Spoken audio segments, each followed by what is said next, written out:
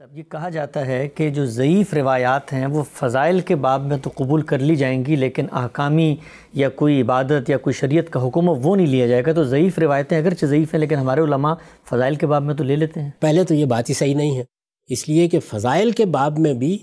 دین کی بنیادیں واضح ہو رہی ہوتی، کسی چیز کی قدر و قیمت متعین ہو رہی ہوتی ہے،